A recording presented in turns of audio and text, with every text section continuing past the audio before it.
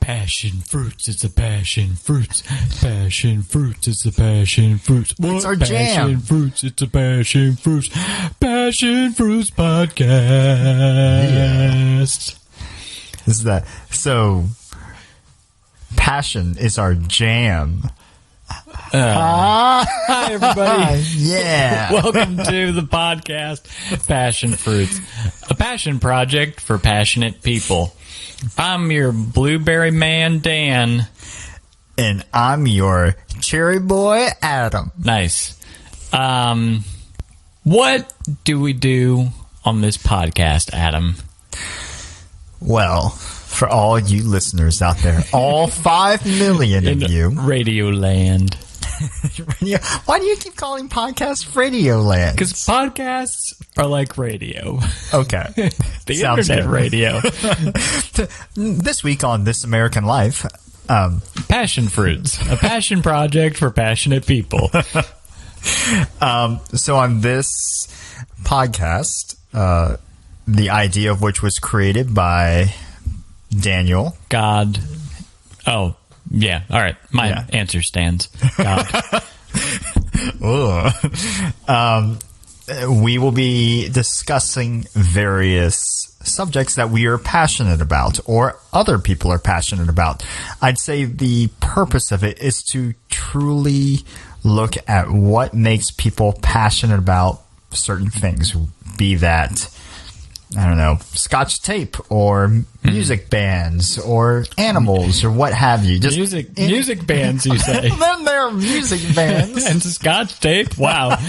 I'm trying to get at the breadth. So yeah. To preface, there's nothing in between that. Scotch tape and music bands. You're getting off to a great start. So Daniel originally approached me about the idea of doing a podcast about passion and what makes people go from being casual or like having it as a hobby to truly being passionate about something. Like a true fanatic. How do you become a fanatic about a certain thing? Correct. And I think it's important to start out by saying this first episode is about the music band. Yeah. Keep going. The music band Metallica. Metallica. Woo! Yeah. Or as our good friend Peter likes to say, Metallica. Metallica. So we love Metallica. We love the music. We love the band. However, the podcast is not solely a Metallica podcast. Right. Nor is it just a music podcast. Right. Nor is it just an entertainment industry podcast. Right. No, we're going to bore the shit out of you. Yeah. That wasn't planned at all. Shit. Don't tell our moms. Yeah, no, that's a very good point because it's going to be hard for us not to talk about a lot of music bands because there are a lot of music bands that I'm passionate about. But really, we're not a music band podcast. We're a podcast about being passionate and how you go from a casual fan to a fanatic and kind of exploring the stuff that we're passionate about and kind of talk about how we became what I would say I'm a fanatic for Metallica, if that's proper English. But I also... A Metallica fanatic? Yeah, I guess. Adam. Kind of like my thought on it was to even... Like, you bring Dave Matthews Band to the fold at some point and try and get me into Dave Matthews to be as passionate about Dave Matthews as you are, or other subjects like model trains, comic books, certain video games, things like that. Yeah.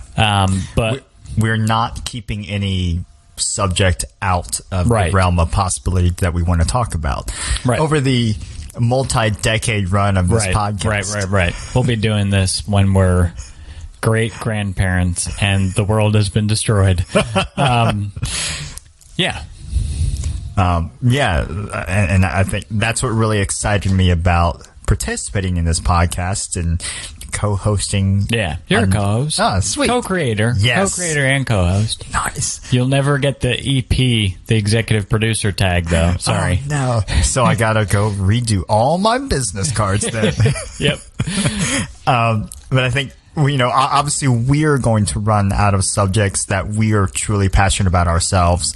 So one of the things we want to do as well is bring in guests and have them talk about what they're passionate about.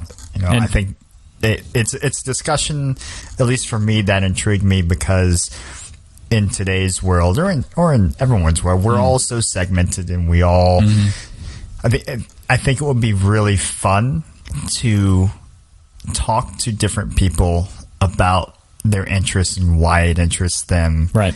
And recognize that there are so many different people out in the world, but that I think we will probably happen upon some common threads about, once again, how does someone make that jump? What were the what are the cornerstones to them being so passionate about something? Yeah. And I think it's neat. We're basically talking to people and we're talking amongst ourselves about why we want to have fun and what makes us get up in the morning and makes us truly excited.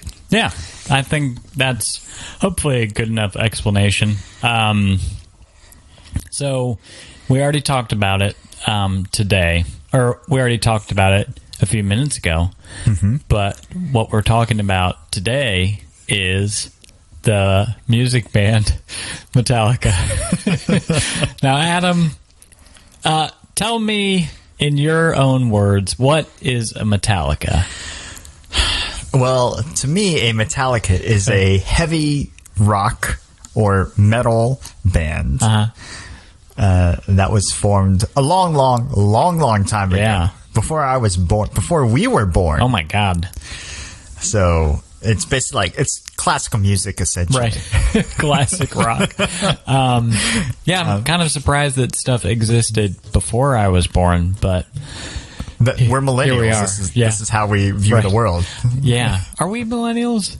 We are. We are firmly within the millennial category, my friend. I think everybody born after 79 is like a millennial. I thought it was 82. I don't know. I was making it up. I think, and this is we're going to get into this in the meat of the podcast.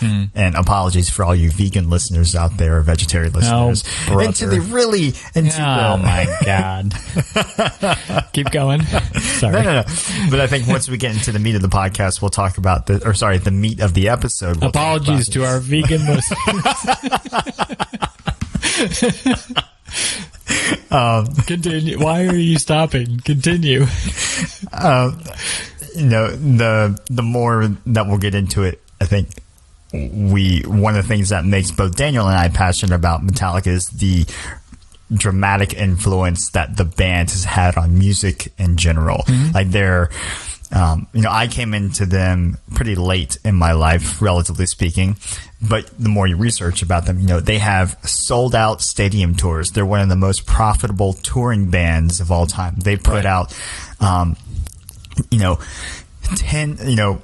think, how many records do they have now, Daniel? 12 or 14, something like that. Yeah. That brings up, sorry. Go ahead. Brings up another good point about this podcast. Mm-hmm. We are certainly not experts on the subject, nor that we may claim to be on some subjects, but nor do we claim to be an expert on Metallica. But I don't think you have to be a fanatic to, or you don't, oh my gosh, you don't have to be an expert to be a fanatic about something. Correct. We're never going to know. Well, okay, I don't know, what model guitar that James was playing on their 85 summer of 85 tour. You don't? No, you don't know sorry. that? All right. This podcast's over. I thought you were an expert. But it's the same thing like with any of the other subjects that we talk about. We may talk about a particular producer or director of movies that we like. We don't necessarily know his entire work, stable of works. Yeah, that works. But we just know that we are passionate about him. Right. So once again, trying to draw that fine line between what makes someone passionate versus a casual fan, but not necessarily, none of us have a PhD in any of this stuff yet. Yeah. After, hopefully, we'll submit this podcast as our thesis, and we'll be like, see, look at this PhD material. So, Metallica. Yeah. A musical band that formed in the early 80s. They are a thrash metal band that evolved into kind of like a hard rock, heavy metal band. But they pioneered an entirely new subset of metal, something that was never heard before.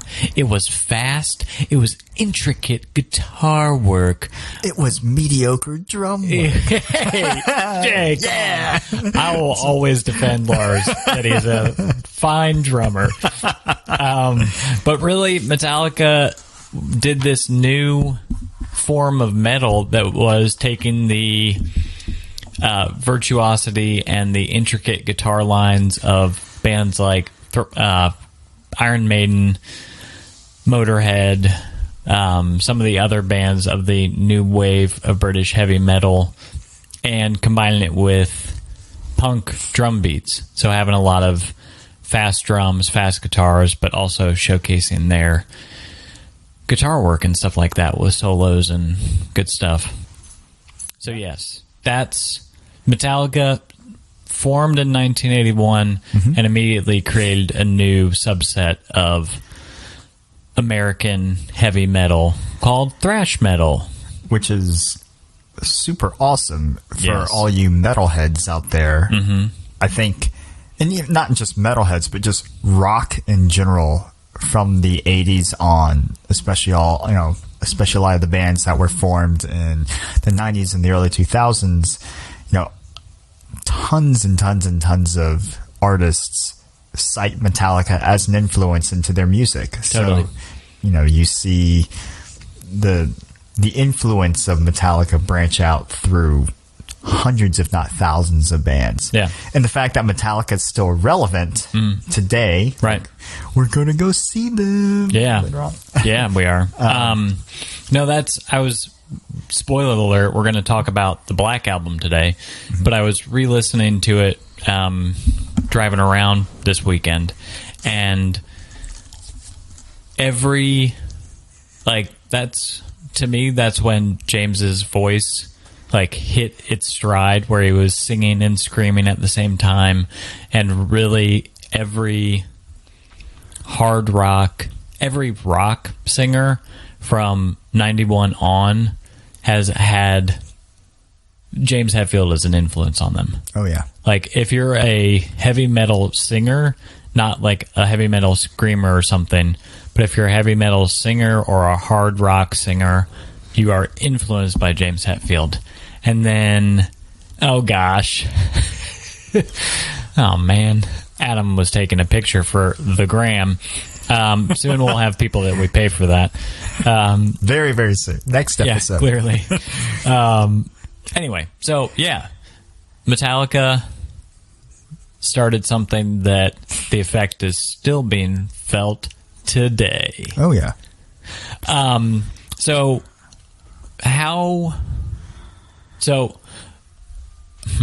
I think what we're going to go through, and you're going to see this pattern repeated throughout our episodes, throughout the show, is that for subjects that both Daniel and I are passionate about, we're going to talk about how, the genesis of our interest in Metallica and our own progression through that.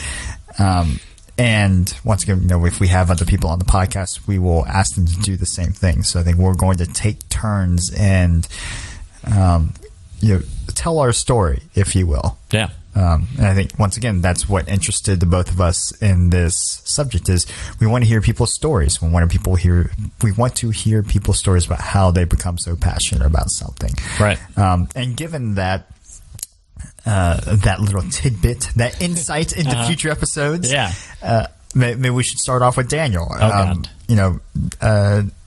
Let's just say, I'll say that to give a little preview into my little Metallica journey, but Daniel was the guy who got me into Metallica. So I would like to know, Daniel, how did you get into Metallica? What and how has that transpired from now and from then until now? Well, Adam, sit down. I'm already sitting down. Get some cognac and sit by the fire, because this is a story about little Daniel getting into Metallica. So I really first got into Metallica in high school. Gosh, like freshman year of high school. So where did you go to high school? I'm not giving out that information. My buddy, I was really cool and played guitar in jazz band high school.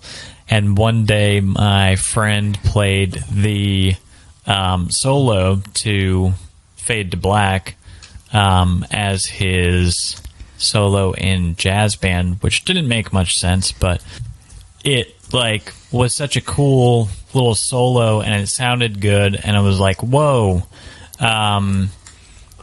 what is that? Who is that? That I discovered Metallica through that. Let me play a little bit of the solo. So as Daniel's pulling up the solo, I must say that if Daniel was playing guitar in the jazz band, he is infinitesimally way cooler than I am. Because I played trombone in the jazz band. Oh, man. Oh, yeah. So here's Fade to Black. Let me turn it down a little bit. So it's the solo here. And he played this, and I was just like, oh my gosh, wow, this is awesome. I need to learn what this is all about. So while that plays in the background, I will continue to talk. So I listened to that song and discovered more and more of Metallica by legally downloading some live Metallica songs like Fade to Black. You went to Circuit City and purchased the album. It's Circuit City. Exactly. Do they sell music at Circuit City? They did. Really? Oh, yes. I might have bought a video game from them one time. You mean you bought the Black album from Metallica from Circuit City? Well, if I was listening to Fade to Black, I would have bought Ride the Lightning, Adam. Oh my gosh. Once again, we are not experts. So I created my own little burn CD, had like a cool little label. I think I searched on Google like metal picture, because then I like stuck the label to the CD, and it was like this flaming eye with like lava flames around it, and I was like, yeah, this is rock and roll. And that tripled your cool factor. Yeah. Once you opened up your Walkman. Whenever I would whenever I would take the CD out, I would hold it above my head, and all the ladies, their pants would just drop. I'd be like, whoa! Who knew that Metallica would bring me everything? So then... oh boy, we're going down a dark path here. So then I got two albums of Metallica's, because I listened to Master of Puppets live, and of course I knew Enter Sandman. So I got the albums that Master of Puppets and Enter Sandman were on. Two separate albums, but sorry, go ahead. Would you mind playing Enter Sandman? Sure. For those of you who are completely uninterested or completely ignorant of what Metallica is, we guarantee that you've listened to this song. If you've ever been outside in the past 27 years, then you've heard this song. So let's get into it. Oh yeah. So this YouTube artwork is amazing. It's showing a Children of Bodom album art. Now it's showing Metallica. Anyway, so this, I'll say that I was listening to this in the car, and I've heard Enter Sandman hundreds of times. Thousands of times. Heard it live, heard it at sporting events, listened to this album a ton of times, so I know Enter Sandman a lot. And I listened to it yesterday, and it gave me chills. Yeah. It was, that hasn't happened since, I first started listening to Metallica. So I knew Enter Sandman, so I picked up the album that this is off of, their self-titled album, Metallica, or, as it's better known, the Black Album. So I picked that up, and I also picked up Master of Puppets. And I first tried to get into Master of Puppets, but it was too scary. It was too thrashy. But I listened to the Black Album a ton. There were songs on it that I knew: Enter Sandman, Unforgiven, Sad But True, songs like that.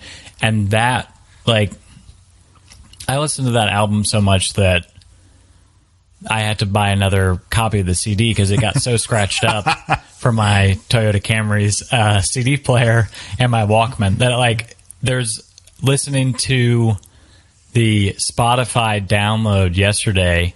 I could remember exactly I think it was The God That Failed or another song, where the CD would skip and crackle a little bit. And I was like, I kind of miss that. I'll never get that back, Adam. I don't listen to CDs anymore. Anyway, so then after listening to the Black Album a ton, and then I would ultimately go back to Master of Puppets and fall in love with that album and realize I kind of love that album more than the Black Album. Then it just went all uphill from there, and I listened to all the Metallica albums, got all the CDs as a Christmas gift one Christmas. And yeah, now here we are. So, we want to delve into a little bit more of the Black Album.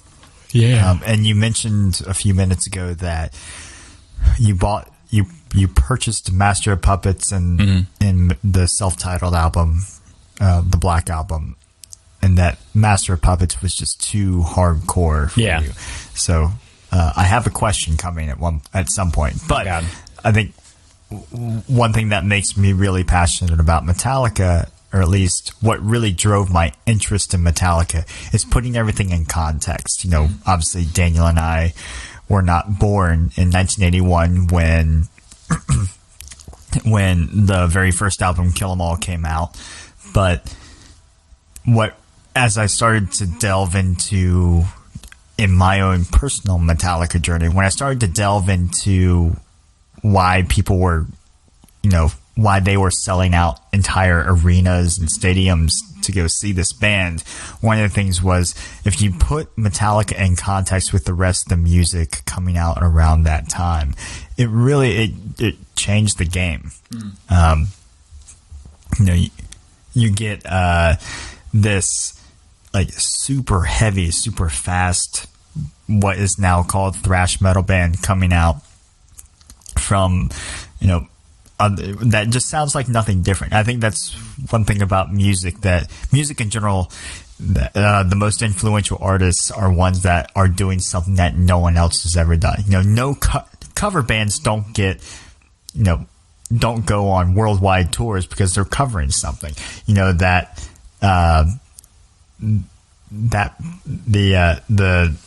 The idea that music in general is meant to push boundaries and is meant to be an expression of an artist's emotions or beliefs or whatnot, it's just something that the world had not heard before, which is really cool. So when you listen to Metallica, it's the birth of metal music. So I think I came into it a little bit differently. But anyways, so back to Daniel. So what was the context of you getting into Metallica? Why was... God damn it. Yeah, Adam. Go ahead, baby. to me. Tell me what you're thinking, girl. Sorry, what was the question? I don't know. Way to be professional. Jesus. I'm trying to make us money here, Daniel. Yeah, clearly. What was the context for you getting into the Black Album? I.e., what songs really spoke to you, and why did they speak to you? Because there had to have been you listened to the cool dude in the jazz band playing the solo. Yeah, he had what? He had like a. This is totally serious. He had like a 20-year-old girlfriend, and they would smoke opium together. What? Yeah, that's super random. Yeah, they were weird. He was weird. I don't know what he's up to right now. Anyway, go ahead. So, like, what were you listening to beforehand, and why? How may that have influenced you into like latching on to some of the songs in the Black Album? I was like, in getting ready for recording this episode, I was trying to just remember really what I was listening to back in like 8th and 9th grade, which is when I got into Metallica. 9th grade, pretty much. It was a lot of Green Day. Green Day's American Idiot album came out, and I loved that album. I'm very cool. And as were every other middle schooler. Hey, high school, 9th high grade. Schooler, sorry. Come on, give me a break. Yeah, I was the coolest. All the ladies loved me. And then Blink-182's album, Blink-182, came out. Nice. Had the smiley face. That was my jam. But really what I was discovering was like my own musical identity. Like, so my older brother was kind of the main musical influence for me. He listened to Chicago, the Eagles, Jackson Browne, a ton of other kind of like classic rock bands, which I love and still love, but discovering Metallica after hearing the Fade to Black intro solo in high school jazz band randomly, that really, Metallica became my band. They were the band that I could like completely form my own opinion of and gobble up all their music, and really just get into, because my parents didn't know Metallica. My brother, you know, both my brothers were like never super into Metallica. So yeah, it was kind of like my band that I could really get into, and I listened to them nonstop. High school, driving around, being real cool. Very cool. Obviously. And you're still cool, Daniel. Oh, sweet. Yes. All right. Cool. I'm done. I don't need to record anymore. Adam told me I'm cool, and that's all I need. And kind of in latching on to the Black Album versus Master of Puppets or And Justice for All, or even like Kill 'Em All and Ride the Lightning, some of their earlier classic albums. In re-listening to the Black Album, it's a much more personal album. Like previously, James Hetfield had written some personal lyrics, but Master of Puppets, there's a lot of songs about war and drug addiction and Justice for All, you know, kind of similar themes, but being an angsty teenager in high school, the Black Album spoke to me a little bit more. Yeah. And then in listening to some of the riffs on the Black Album, you can hear those similar styles in their earlier works. So if you'll let me, I'll start playing some music. For sure. Do I have your permission? You do have my permission. Nice. Awesome. So here is Metallica's Sad But True, the second album off of their album Metallica, also known as the Black Album. You mean the second track? Oh, fuck. Oh, fuck. Oh, shit. Delete it all. No. After your favorite Metallica song, Enter Sandman.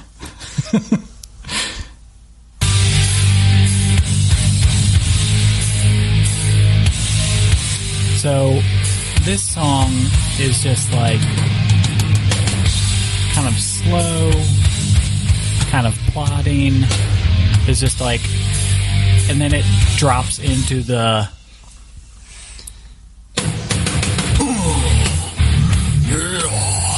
and it's like classic James Hetfield singing. Very singable to rock along to in the car. Just a fun little groovy riff. Simple enough that I could try and learn it on a guitar. Yeah. When they wrote the song, it's like they knew they were going to be playing to arenas. Oh, yeah. Fuck yeah, dude. And it's just like...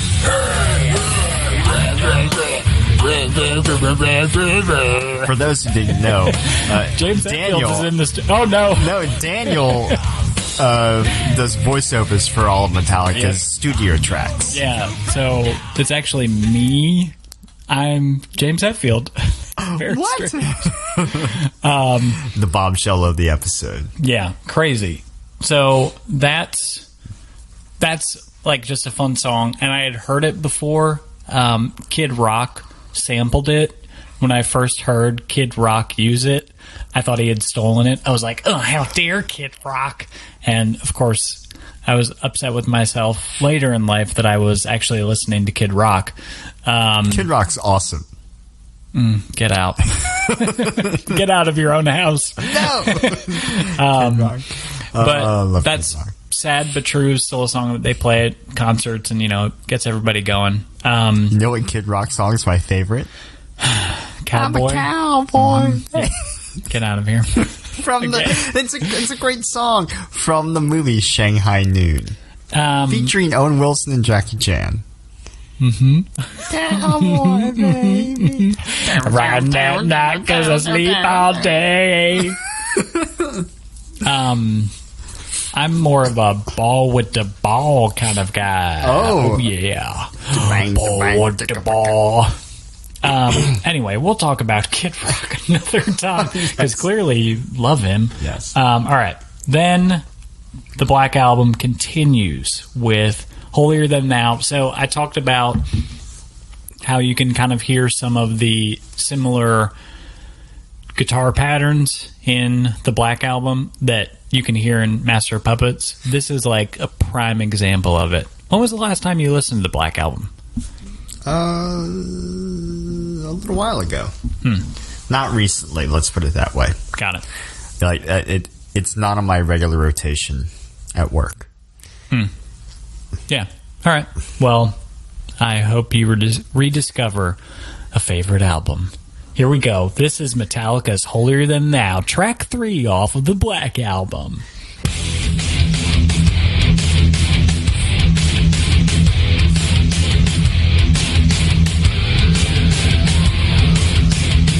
So yeah, that kind of galloping guitar riff.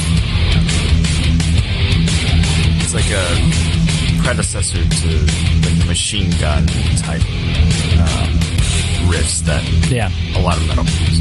Yeah, and this is also a little bit more thrash, right? As far as their tracks go on the Black. Well, I'm trying to get into Metallica via Master of Puppets. Those songs are fucking long, dude. Yeah. Like, and then there's this fucking awesome thrashy song, and it's only 3 minutes and 46 seconds. Right. So much easier as a teenager to get into, and then of course allows me to learn how to love Metallica and listen to the long songs. Millennials, just instant gratification. Yep. No, that's all they want. No, that's all they want. And no attention span. They're yeah, like, wait, what were you talking about? Give me a 30-second song. That's all I want. Yeah, I only like 30-second songs. Yeah. If I 30-second Adam, that's what they call me. Yeah, everybody at work calls you that. Is very inappropriate. You should stop introducing yourself as that. Hey, it's me. So yeah, Hold on, I've got to order new business cards. Wait, did they already say 30-second Adam, or are you adding that? I will neither deny nor confirm. Quite the politician over there. Yes. He's got his hands out. I am not a crook. Have I ever done my president impressions for you? Oh, no. Let's do it right now. Hey, where's the 4th floor? Hey, oh, I'm a peanut farmer. I'm Jimmy Carter. Hey. Yeah. We'll feature Daniel's presidential impressions on a separate episode of the This podcast. is the Prime Minister Tony Blair. Adam, I hope you know that he's not a president, but I'm a Prime Minister. And he's not even the Prime Minister anymore. But when I perfected this impression, I was one. Yeah, Gov. I love Metallica. Wow. All right. Bye, Tony Blair.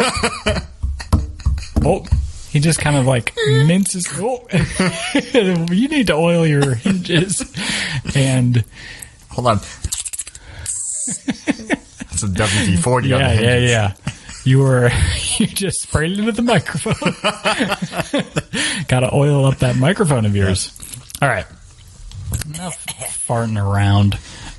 So then Metallica goes into their classic ballad, which they perfected the metal ballad of the softer kind of like intro and then the heavy duty bridge, man. And the Unforgiven is like kind of a great song for a angsty teenager again, because it's just like, I'm unforgiven.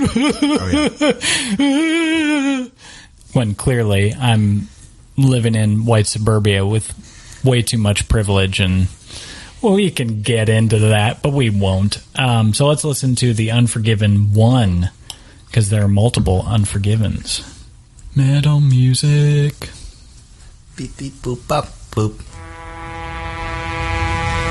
I love how the song starts. And it's, the acoustic stuff that you hear on Fade to Black, Sanitarium 1, and it's just like, romantic. Clearly. Very, because when I think Metallica, I think romance. So when did you kind of first hear these songs?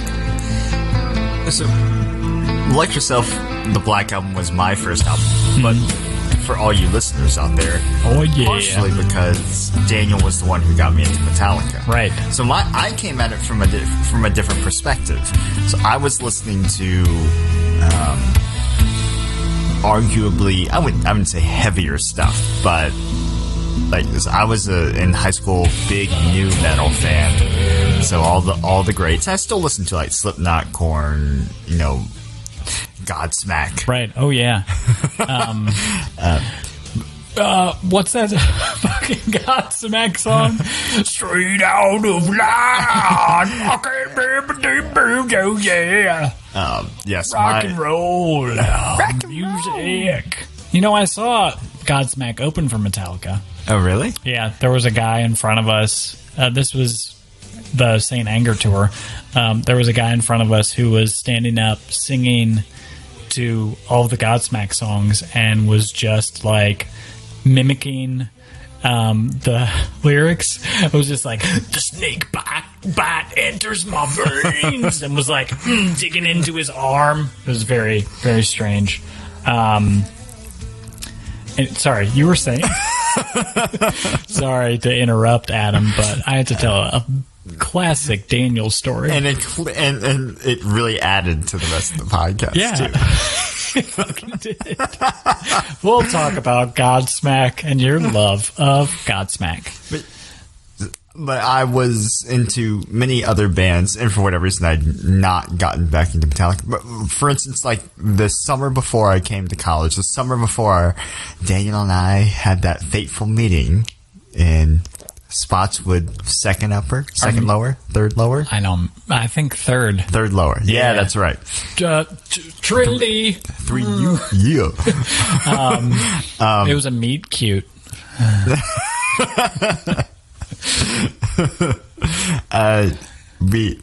Daniel's staring into my eyes. With love or lust, and I can't tell which one. A little bit of both. Keep going, buddy. But like the summer before I came to college, I went to Korn's Family Values tour, and first of all, they had Evanescence playing there. Oh man! Oh yeah! Your favorite. And the world's favorite. They were really good live. Actually, really? I'll give it to them. Oh yeah. Well, there you go. But like Korn, Hell Yeah was doing its first concert run. Then this was back in 2007. Hell Yeah, a big reason that we went was because Flyleaf was playing. Oh yeah, and Austin Suter's younger sister still loves the band, and Trivium. Oh yeah. So at that point, it was like Trivium, Lamb of God, lots of new metal. Slipknot. Was Lamb of God Korn. there? No, they weren't. Oh, okay. Unfortunately, Right. sorry. But this is just like the general category of music. Yeah. So arguably, I was listening to heavier stuff, and actually, when I'd listened to Metallica, because 98.5, the radio station, every Monday they had a mandatory Metallica hour on the radio station. That's awesome.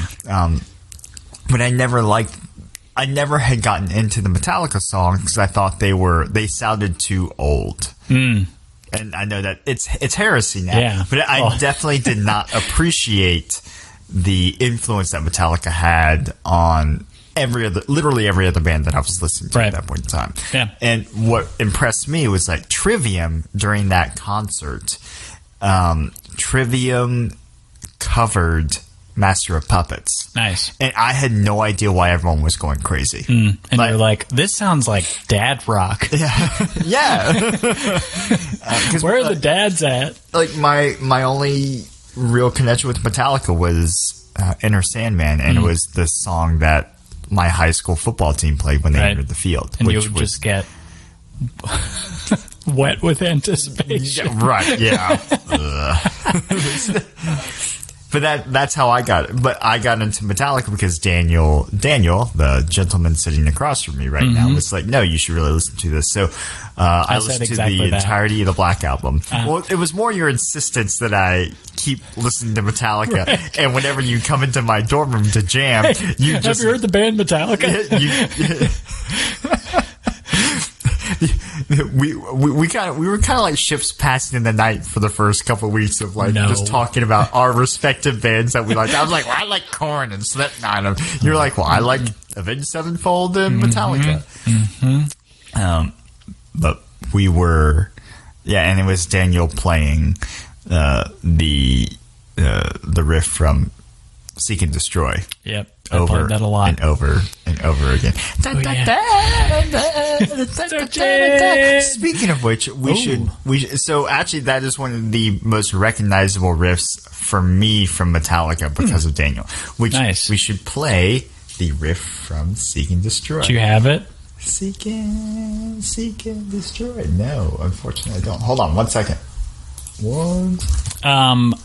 So, have you heard of the Christian cover band of Hell Yeah? Of Hell Yeah? Yeah, they're called Heck Yes. Really? No, I'm joking. That'd be amazing. I would love to do that. All right, let's listen to. I thought the Christian cover band was called Lamb of God. They were called Burn the Priest. All right, let's listen to Seek and Destroy real quick to listen to that classic riff. Yeah.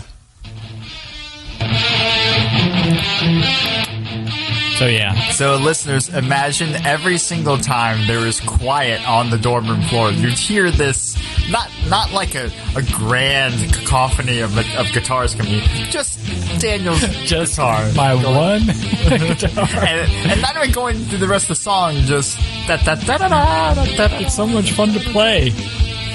Well, anyways, but a classic song, and actually this song moved me from listening to exclusively the Black Album and I Disappear from the Mission Impossible 2 soundtrack, classic, which I did upload. Oh yeah, let's put that on. So I got into Metallica with completely random songs, like songs that arguably a quote-unquote true Metallica fan would not be drawn to. So it's I Disappear, and then but that was the year 2008 was when Death Magnetic came out. Yeah. Here's I Disappear.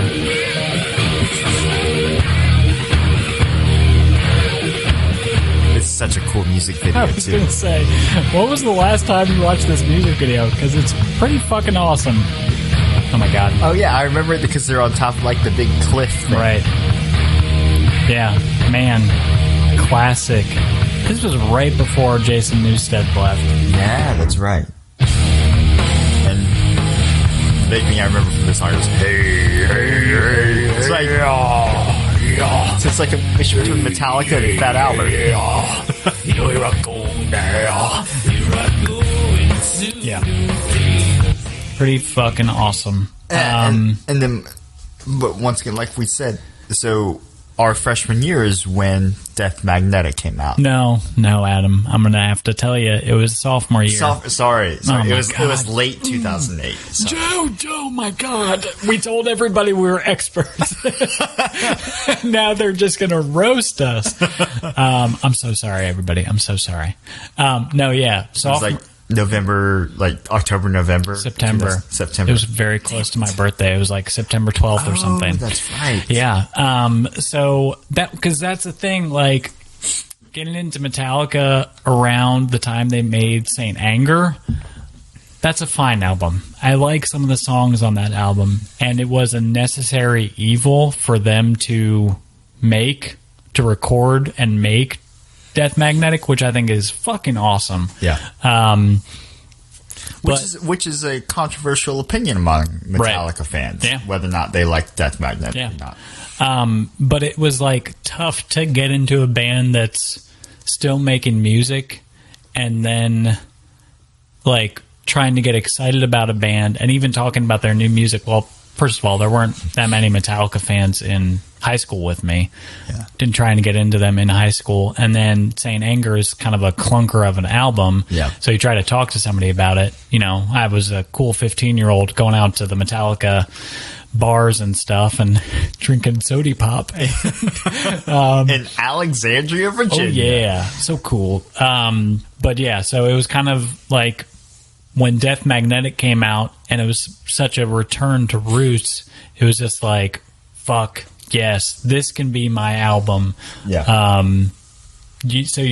Which song from Death Magnetic did you want to talk about? That was Just Your Life. So cool. And this goes in conjunction with what really, and to preface this too, but so it was that spring 2009 that we went to see Metallica live at John Paul Jones Arena. So it was their first leg of their was it the first stop of the Death Magnetic? I don't think so. Okay. Well, because we saw them at Verizon Center in DC after. That was after John Paul Jones? That was really? After John Paul Jones. Man, we spent a lot of money on those tickets. I thought that was before. Anyway. Oh, wait. No, you're right. Because, because we saw them over, like, the holiday. Yes, and then, at your house. This is really interesting for everybody. But, because we saw them. So that was the first leg of the Death Magnetic tour in the U.S., and then they came back around to Virginia. That's right. And did John Paul Jones Arena, named after the bass player of Led Zeppelin, of course, at UVA. Yes. Screw you, wahoos. Take that, idiots. No, sorry. So Daniel and I saw, because it was freezing when we went, because it was over winter break, I think, right? Yeah. So they were on the Death Magnetic tour, and we went to see them up in the Verizon Center. I guess, is it still the Verizon Center now? I think all the signs going in DC say Verizon Center, but I think it's like the U.S. Cellular One Center now, or I don't know, some bullshit. Either way. We saw them in DC, and we got floor tickets, general admission tickets for them. We spent a fortune on each. For college kids, Yes. A fortune. $3. It was like, whoa! I couldn't eat for a whole week. But we saw them, and that was my impression because in Death Mag, like they opened with this song that was Just Your Life. Which, let's listen to it now. Yeah, killer album. I love this album. Here we go. This is awesome. And this goes back to what Daniel was talking about beforehand, but I love an album that's well constructed, like that's well ordered. And Metallica just does such a good job of constructing their albums as totally. But like this intro to the concert. Yeah, that was sick. The fog machines were running on high. They had the green lasers all over the place. I'm back there. I'm back there, man. Yeah. Well, and it's that's one of the biggest things for me is Metallica is such an album band, even when they have so many singles, especially off of like the Black Album. Because I've never been that much of a dude who makes just playlists for bands and just listens to specific songs. Right. I usually listen to albums. Right. I'll listen to like an album in its entirety and then often go back to the beginning of it. Yeah. So this song is like quintessential Metallica. It's like slow build up, usually after playing like Call of Cthulhu for the intro, or The Ecstasy of Gold, right? Yeah, for the intro. But then it gets into this thrash metal, fast song later on. And I mean, how long is this song? 7 minutes. Yeah. So you get hit right off the bat with a song that's twice as long as almost every song on the Black Album. Right. Here, let me turn it up. Here we go.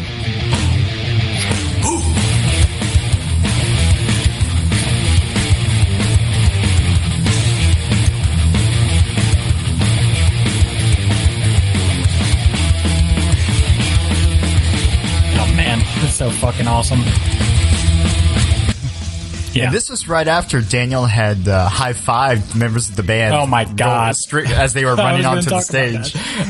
Yeah, they came out, and I high-fived, I think, Rob. I touched his hand, and it was love at first sight. And Daniel hasn't washed that hand since. No, it's disgusting. I actually had to have it amputated, and now it sits in a glass case. Do you remember at that show they threw their guitar picks out? Yes. And I think it was Rob. He threw one of his picks and you picked it up and you gave it to me because I had James's and Kirk's, and then you were like, "Here, the full set." I was like, and I will always treasure that moment. And he's staring at me with love and lust again. I mean, that's kind of my theme for tonight. Now, that concert was pretty pivotal for me because, and this kind of pushes the narrative along a little bit more, but I really respect bands that are good live. Yeah. Because I've been to a number of concerts and like seen live recordings of bands where their live performances stink. And their the energy on stage, but they are just such a good live band, and that's what really impressed me about them. So that's what spurred me to go back and start listening to a lot of the older albums. Yeah, and once I did that, I started to realize just how ingrained in pop culture Metallica is. Yeah, like they're coming up everywhere. I think one of the funniest things that I started to recognize was the movie Zombieland. Oh yeah, the intro is "For Whom the Bell Tolls," right, which I think we're going to play here in 2 seconds. Yeah, let's do that. But I was like, "Holy crap! This is a Metallica song!" Right, and it's a damn good Metallica song. Hell yeah! And then you, like you said, you just hear Metallica riffs all over the place, and then you start to hear riffs. And Metallica-inspired riffs in other songs from other artists, and that's what really helped me snowball. Yeah. let's listen to For Whom the Bell Tolls from Metallica's album, Ride the Lightning, their second album. Ride the lightning. That's the bell. For whom does it toll, Adam?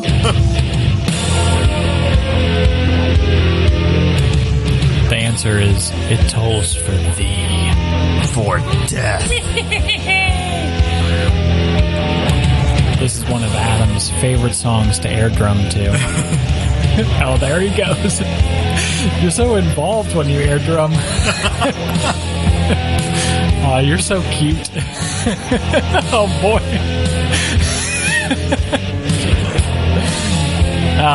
Well, yeah, and this is so much fun to see live, and because it's such like a different metal song, because the bass is so forward, and seeing it live, like, you get a much better, like, you know, like a picture of the full band. You know? It could very easily just be James and Lars, pretty much, and sometimes it is. But really, like, a lot of their songs are bass heavy, most of them. And with this song, you just get, like, so much fun stuff from now Rob, but I think back then, and with Jason, I think they did a lot of fun stuff playing this song. The kind of what continued my admiration for them from a live show is it's it's Lars, James, Kirk, and Rob. It's 4 guys up there, right? And they fill that stage like it's 20 of them. Right. They have great energy. They're always running around. James really impresses me, and I think that's part of it. Is I felt when I first started listening to Metallica, I was like, oh, these songs are just really simplistic. You know, they don't have a lot of it's just like that thrash, random thrash metal that kind you of hear like on the radio. Punky. Yeah. But once you see them picking and strumming, and especially James singing at the same time and screaming at the same time, and then how intricate the bass parts are, and they all work really well together. Right. Which is, it's super impressive. Like, I can barely walk and chew gum at the same time. Adam trips all the time doing that. One thing I love about seeing them live is that, you know, they've been playing for almost 40 fucking years now, which is crazy. Yeah. But even when we saw them in 2017, they are still having fun with each other. Yep. Like, they still enjoy playing together. I'm sure that they get sick of each other sometimes, but, like, on stage, they're still having fun and, like, still really enjoy playing even their songs that they play a million times, Enter Sandman being one of them. You know, it's kind of like they recognize that the fans are here to see Metallica, like a huge spectacle, and that's what you get. And even with I was reading a review of the Hardwired to Self-Destruct tour that we saw, and it was a specific review for the Baltimore concert we went to. And you know how they did the thing on stage where they, like, it was one of their new songs, and they all got on stage and they played their own, like, drums. And they're like huge kind of like Congo tribal drums. And like, what song is that? Confusion? Something like that. But it's just like something that no other metal band would ever do. Like, to all 4 of them get on stage, completely stop playing their own instruments, and to play these big drums that are just like from the drum beat of the song, and like it's just something different. And they don't take themselves too serious. They take their art seriously, but if they're not having fun now, then they're kind of like, why the hell are we doing this? I think previously they were taking themselves very, very seriously. As a lot of artists do, especially once you're kind of getting to that next level. Right. You know, like, they see a future. They're not, you know, just 4 dudes traveling on a van, sleeping on the floor. They're like, oh, we could actually make this into a career. And that's, Well, and I think it's just like, seeing them live and just that drum thing as a specific example, it's just like, I thought it was fun. It may not have worked for other people, but I thought it was fun. And it's just something that's just like, okay, I got to see something different on a Metallica show. They didn't just blow through all of their songs. They still make a spectacle of everything. They're one of the few rock bands that will do that, to try and do pyrotechnics, even after James got like burned, third-degree burns or something by pyrotechnic in like 91, 92 for the Black Album tour. They still do all that shit. And that is very reminiscent, or either I like to compare it to like the Foo Fighters. Both the Foo Fighters and Metallica are big enough and popular enough where they can do pretty much whatever the heck they want to. Right. And people are still going to pay a lot of money to go see their shows. Right. And they enjoy it, and they do it to keep the fun level high. Right. And that's what I respect about them. And it's true. They can get up there and play kazoos for half an hour. And I would love to see that. Yeah, we'd still be like, yeah, this is awesome. Oh my God, Metallica playing kazoos. Now I just need a all Metallica kazoo cover band. And I Let's think start it. Bye, podcasters. We're gonna Dan and I are on to our next project. We'll make so much more money from it. Yeah, but I think that's where Metallica has always stayed true to themselves to a certain extent, and stayed true to their art, and that's what's allowed them to kind of not care as far as making the next hit album, because they have millions by millions of albums sold. Right. But the whole like doing things differently leads me to another good point. Another one of my somewhat odd choices but favorite albums is Symphony of Metallica. Oh, yeah. S&M. Right. And they're playing with the San Francisco Symphony Orchestra. Yeah. Okay. All right. It's all right. What were you saying? Clean up that mess, Daniel. Gross. But they had two songs that were exclusive to the album, Human and No Leaf Clover, yeah, which I like, and it's just super different. It's not like MTV's Unplugged, whether it's acoustic, but it's like this different. It's this awesome play on the Metallica sound. So I think we have Human cued here. All right, let me get it. Okay. Human. Yep. All right, that's what we want. Here we go. Metallica's Human off their album S&M. And this, I also appreciated this because I was a band geek. And I was like, maybe I can play cool music at some point too. This is awesome. Maybe you could. Did you ever? No.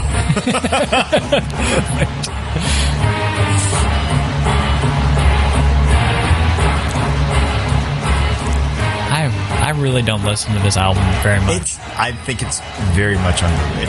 Yeah. Personally. And they play all their classic songs. Like it's listened to a live album. Like theirs. But like you listen to. Hold on. Yeah. Sorry. Oh yeah. Yeah. But it's still heavy, but has that interesting addition to it. Yeah. It's so, and it's just like groovy. It's just groove metal, man. They really figured that out. God. Whew. Yeah. I'm gonna have to listen to this album again. I really don't listen to it that much.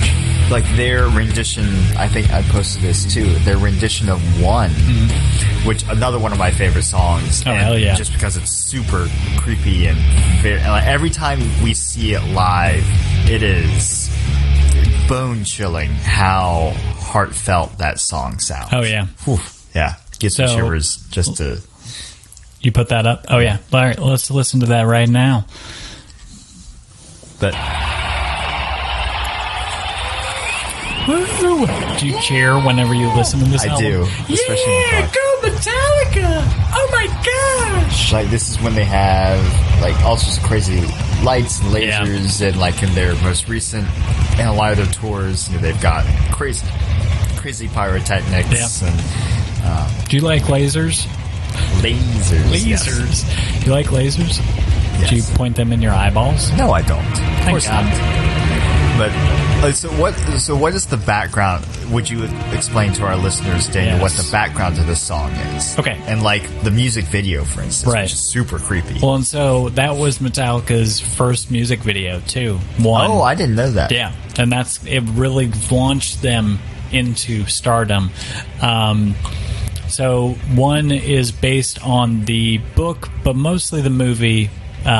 Johnny Got His Gun. Johnny Get Your Gun. Johnny Get Your Gun. Yeah, something like gun. that. Again, we're not experts. But it's this kid who goes to war in World War One. Yeah. And he comes back as a quadriplegic, can't talk. And then he spends... there's a lot of like trippy stuff in the movie. Yeah. But he figures out how to tap out Morse code with one of his amputated limbs. And at the very end, he taps out, kill me. Yeah. Kill me. And the nurse... And it's all in the music video, too, for one. It's really fucking cool. The nurse kills him. Oh, my gosh. I still haven't watched that movie. I don't think I ever will, actually. Yeah, it's creepy. But this is like a beautiful rendition of one, because it really... I mean, it's a beautiful song. Yeah. And really gets into the the intricacies with the violins and the symphony, really. And there's I think, really intricate guitar parts. Yeah. And, there are a couple time signature changes. Yeah. And, it gets crazy by the end. Do you want to listen to the ending? Yeah, here's... So, of course, this is the most famous part where... Let me turn this up.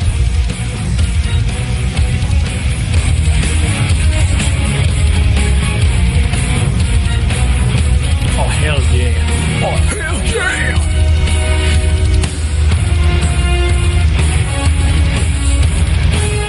Yeah.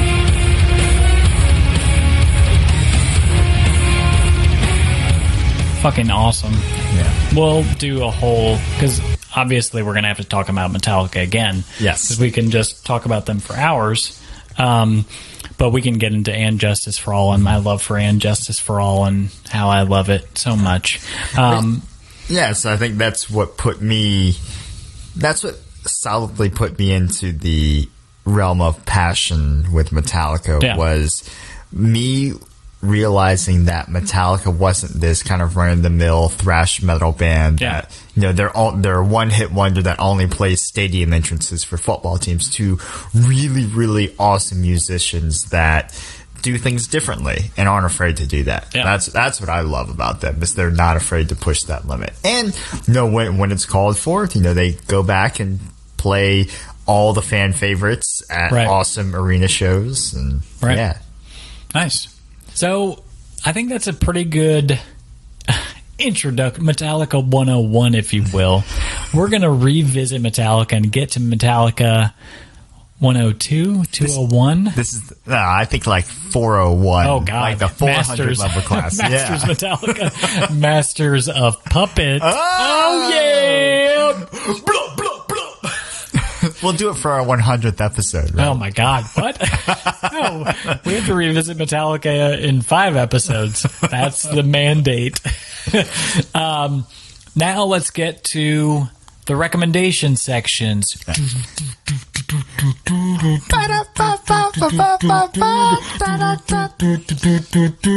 Recommendations. Perfect. So Daniel and I wanted to set it up at the end of every episode that we would make one recommendation to each other for us to try something out. And then we commit that by the next episode we'll talk about that thing. Yes. And we have to, because one thing is, I'm really bad when Adam gives me a recommendation for something, mostly movies. I'm really bad about going and watching the movie. So this is like, I want to get into stuff. I want to know what Adam's thinking in his head, and I want to get in it. Okay. So go ahead. What is your recommendation? So this is completely non-Metallica related. Oh my God. But nope. Sorry. It has to be. Every recommendation has to be Metallica related. You have to get James Hetfield tattooed on your face. No. Yeah. My recommendation is, and this is for our listeners as well, is to go see the movie Free Solo. Free Solo. Free Solo. The So movie it has about the prisoner Han Solo. You gotta free him. Sorry, go ahead. No, the movie is about the climber Alex Honnold, who is the first person to free climb El Capitan in Yosemite National Park.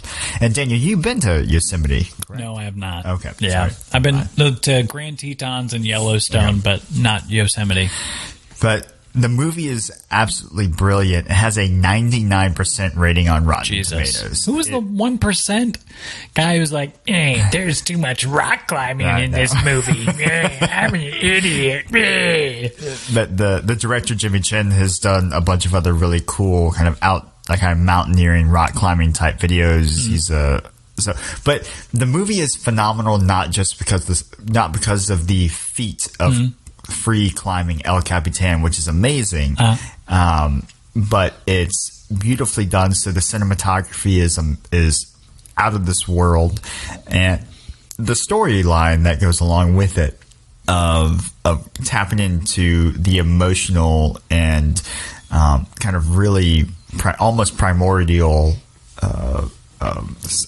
sensations of what it takes for a person to rock climb, how it affects his or her relationships along with it. The movie's beautifully done. Interesting. So Gotcha. That's my recommendation. I will do my best to go check it out. It's in theaters right now? It is in theaters. Okay. I will drag Katie to it. I'll go see it with you. Okay. Oh, boy. Now Adam's looking at me with love and lust in his eyes. Yeah. Mostly because of the movie, I think. So my recommendation for you, Adam, is a musical band recommendation. Ooh, a musical band recommendation. It is the band called Elder. They are kind of a stoner rock metal band that... they're just really fucking awesome. And I really wish they do a lot of touring in Europe, but I really wish they would come to the U.S. More often. Where are they from? They're from California, maybe Georgia. Okay. But I would like you to listen. California, maybe Georgia. So, the third coast. They're bi-coastal. So my recommendation for you is the album Dead Roots Stirring. It is fucking awesome. It's their second album. It's remastered on Spotify. Go and check it out. Saved on Spotify already. Dope. Yeah, so just next time, I'll get your opinion on it. And if it's a bad one, I'll kill you. Whoa. That's how it goes, right? All right. Well, everyone, thank you so much for listening to our Thank you first for listening. episode. Passion Fruits Podcast. The best podcast out there for the best people out there. Thanks, everyone. TTFN. Bye.